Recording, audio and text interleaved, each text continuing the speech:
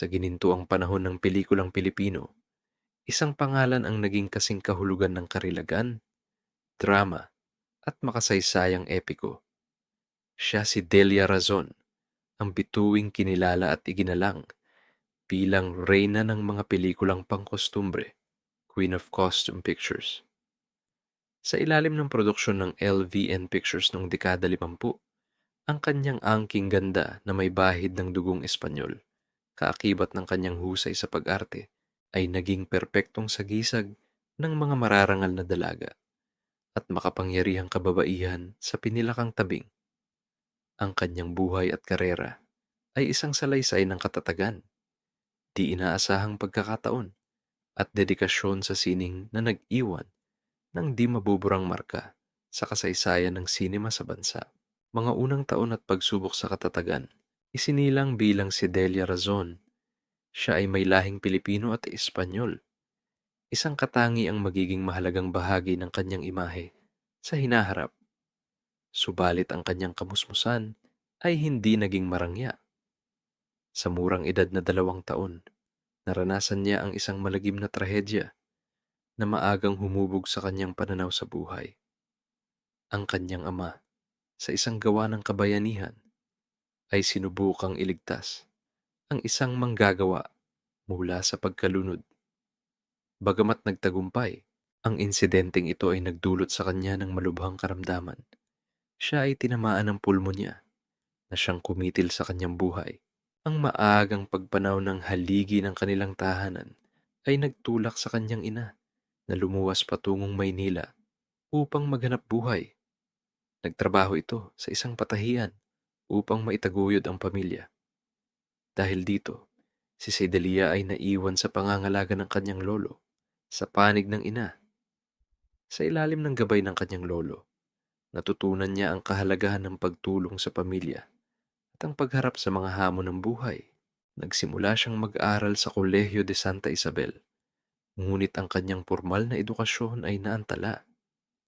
Nasa ika-6 na baitang pa lamang siya nang sumiklab ang ikalawang digmaang pandaigdig, isang kaganapang nagpabago sa takbo ng buhay ng milyon-milyong Pilipino. Sa edad na 14 na taon, matapos ang digmaan, nagpasya siyang sundan ng kanyang ina sa Maynila upang makatulong sa mga gastusin. Ang pangarap na makapagtapos ng pag-aaral ay pansamantalang isinantabi para sa mas kagyat na pangangailangan ng kanyang pamilya. Sa Maynila, ang batang si Sedelia ay kailangang maging isang responsabling manggagawa. Ang kanyang unang naging trabaho ay bilang isang file clerk sa depo 17 ng hukbong Amerikano na matatagpuan sa kahabaan ng Highway 54 na kilala ngayon bilang EDSA. Ito ang panahon ng transisyon mula sa pananakop ng mga Hapones patungo sa pamamahala ng mga Amerikano. Kalaunan, lumipat siya sa card department ng National Development Corporation. Nagtrabaho siya rito sa loob ng ilang buwan hanggang sa magsara ang kumpanya dahil sa isang malawakang welga ng mga manggagawa. Ang mga karanasang ito, bagamat malayo sa kinang ng showbiz, ay nagpatibay sa kanyang karakter at nagturo sa kanya ng disiplina at pagsisikap. Di inaasahang landas patungong sining sa kabila ng kanyang mga responsibilidad. May isang bagay na nagsilbing libangan at inspirasyon para kay Sedelia, ang pelikulang Pilipino. Sa kanyang mga libreng oras, madalas siyang magpunta sa mga studio ng pelikula upang masilayan man lamang ang kanyang mga iniidolong aktor. Hinahangaan niya ang mga tulad ni na Rogelio de la Rosa, Leopoldo Salcedo, at Oscar Moreno, mga higante ng industriya noong panahong iyon. Gayunpaman, ang pag-aartista ay hindi kailanman sumagi sa kanyang isipan. Ang kanyang pangarap noon ay simple at praktikal, ang maging isang nurse. Ngunit tila may ibang plano ang tadhana para sa kanya. Isang gabi, habang siya ay sumasayaw sa isang pagdiriwang, napansin siya ng isa sa mga pinakamalalaking pangalan sa industriya, ang aktor at producer na si Fernando Poe Sr. Nabighani sa kanyang angking ganda at tikas.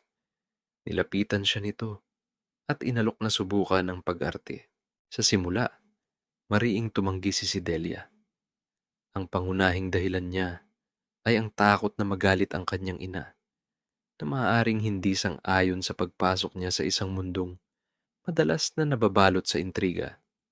Subalit ang pagkakataon ay patuloy na kumatok sa kanyang pintuan.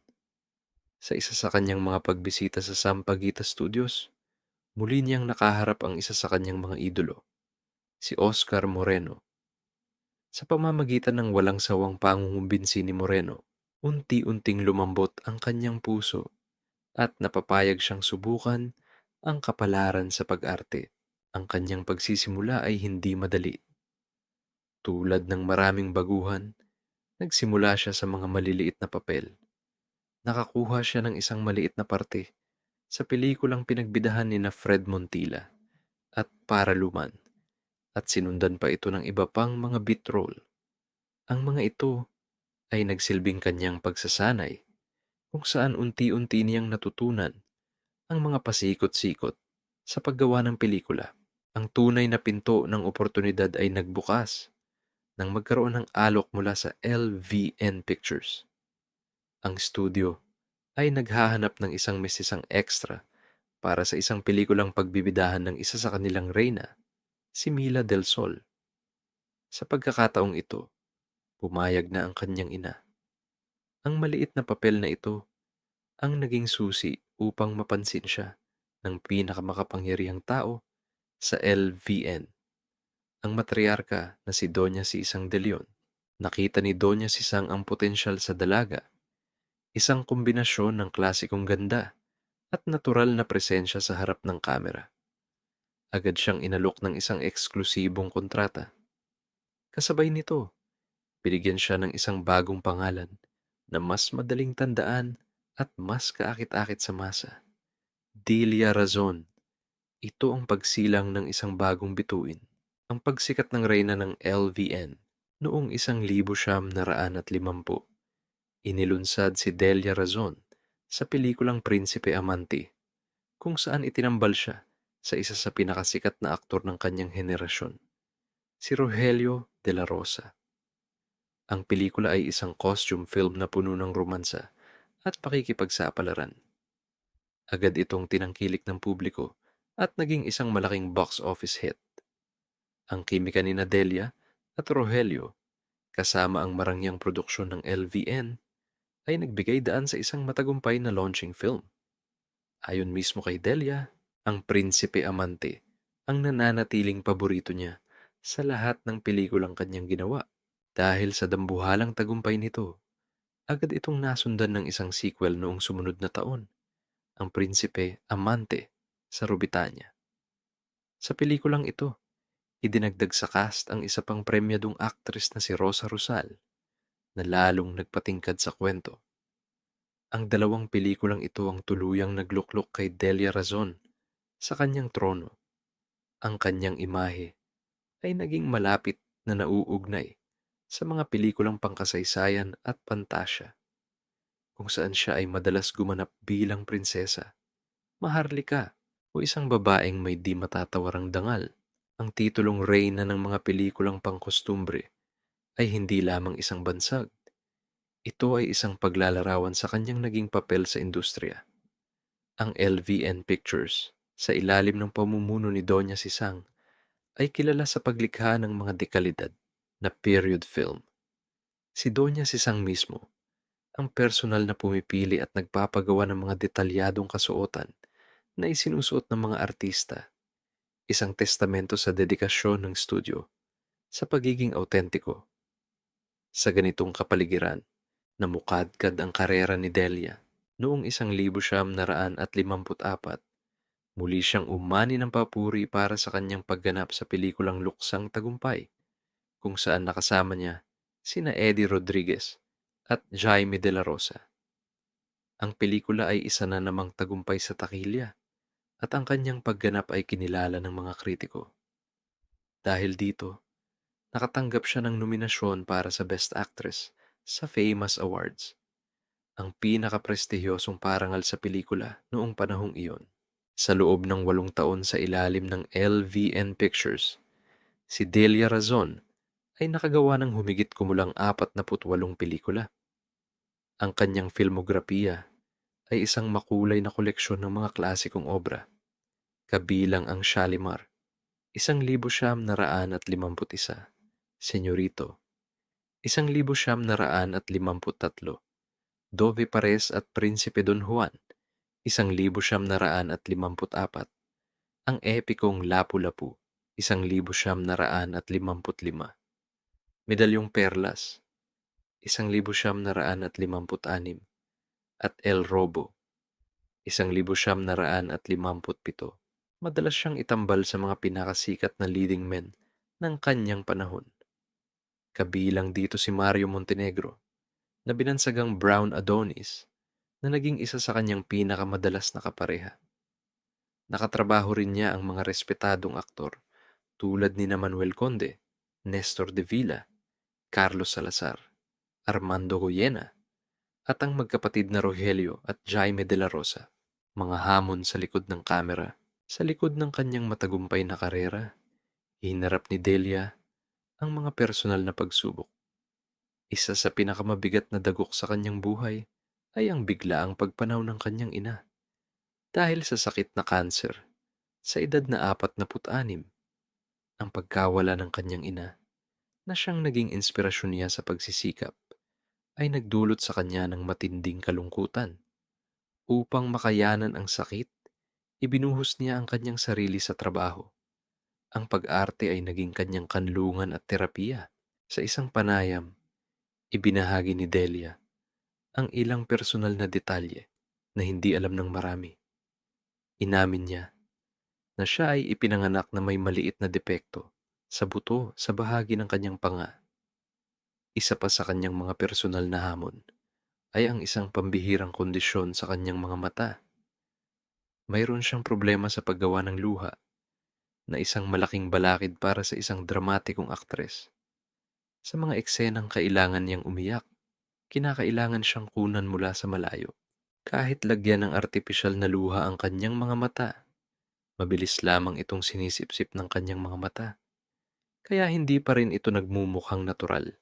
May mga pagkakataon din na naging biktima siya ng mga biro mula sa kanyang mga katrabaho. Minsan, tinukso siyang wala raw siyang baywang. Dahil dito, bumili siya ng isang mahigpit na girdle at isinuot ito sa isang shooting. Habang kinukunan ng isang eksena kasama si Rogelio de la Rosa, bigla na lamang siyang hinimatay dahil hindi siya makahinga sa sobrang higpit ng kasuotan.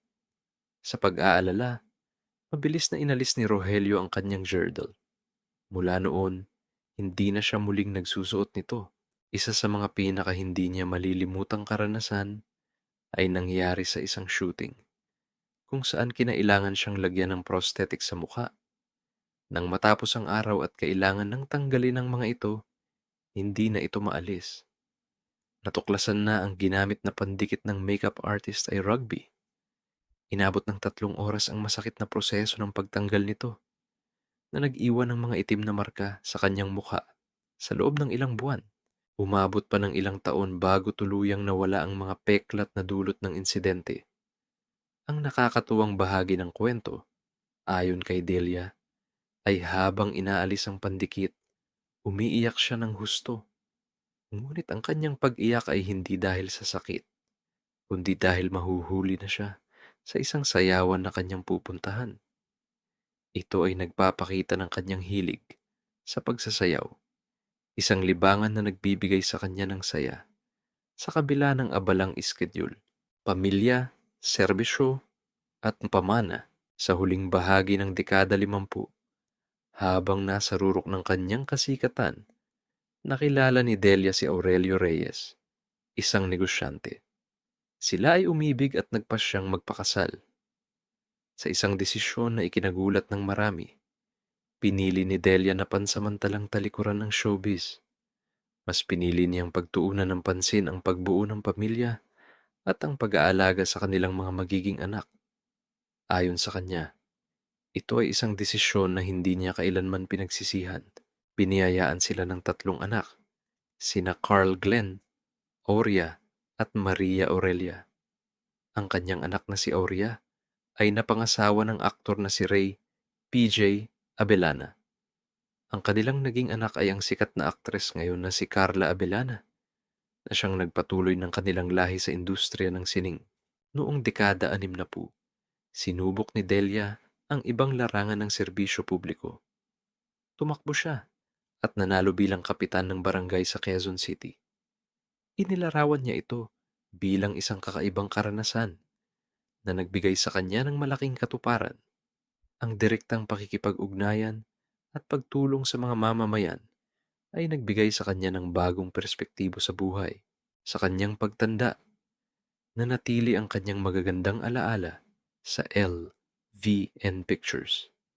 Itinuring niya ang panahong iyon bilang pinakamasayang yugto ng kanyang profesional na buhay. Napanatili niya ang kanyang pagkakaibigan sa mga kapwa-artista tulad ni Lilia Dizon at Rosa Rosal. Kilala rin si Delia sa kanyang kabutihan at pagiging matulungin. Isa sa mga patunay nito ay ang pagtulong niya sa isang tagahanga na nangangarap ding mag-artista.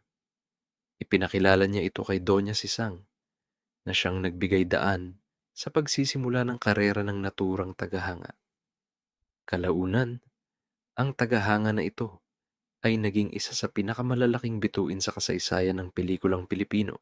Napanatili niya ang isang malinis na imahe sa buong karera niya, malayo sa mga kontrobersya na karaniwang nararanasan ng mga artista.